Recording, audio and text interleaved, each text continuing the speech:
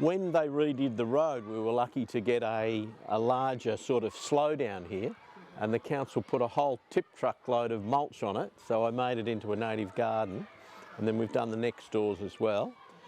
And when we renovated the house, there was an old brick, orange brick fence which didn't match, so we took it down, and then I thought, well, why have a fence? Why not leave it open so that when people walk past, they can see the garden, and when I'm out in the garden I can chat to people, so that's been terrific.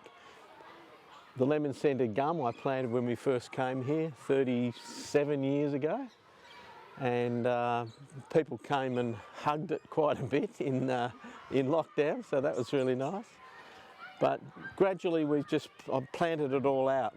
As things die I replace them with 3 things generally, and I've got a lovely grass tree here. Xanthorrhoea glauca, that flowered last year.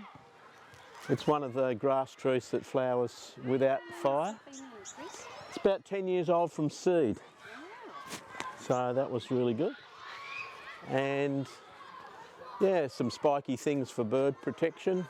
This is Acacia decurrens. Little low things from WA, Acacia pulchella is covered in golden balls of flower when that's flowering. And this is about to come out another acacia that has twisty flowers. The glaucoptera is great, and the new growth is a lovely colour. Yeah, the red tips are beautiful, aren't they? And every little nodule here has a golden flower on it when it flowers, so that's really nice.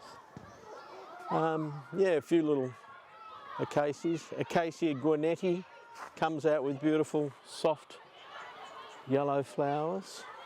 I think is that a small form of cultriformis, and the Eremophila. Diplolena. How long has that been in? That's been in there about 7 years. And one of the things I found out about them, surprisingly, is they handle shade quite well. And still flower. And still flower really well. So it gets a lot of shade here now. Yeah. And flowers really well. It's been terrific. And what's this big guy here?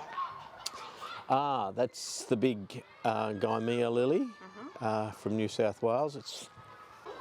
This is the local Senna, artemisioides, and it's got Hardenbergia climbing up through it. That's one of the small grafted Corymbia ficifolias. Oh gosh, they're beautiful. And it's stunning when it's in flower. I've cut all the gum nuts off actually to give it a bit of a growth spurt. That's a big one. Well, it's one of the biggest Grevillea insignis I've seen. It's always got a flower on it. Yeah. And in the winter, the eastern spinebills come in there. In fact, I've got a lovely photo of eastern spinebills on that. Oh, well, here. Well, that's solid orange clay, and then they put the horrible sandy topsoil on it. Okay. And over the road you can see planting in the school, yes. Which has really helped bring the birds. And when they consulted us about trees for the street, we asked for the yellow gum, Eucalyptus leucoxylon. Okay. So birds have come back big time in the last 20 years. Right. We get eastern spinebills. We now get the little brown thornbills that we never got before, so that's lovely as well. So from here on in, this bit is all new. It's only 18 months, 2 years old, and that was done in lockdown. The neighbours agreed that I could do it, so long as I look after it. I leave a little patch for the car doors to open, which helps people. But the Correas pulchellas, really hardy, and they don't mind a bit of dry shade, really good. Quite a selection of Correas, another grass tree. And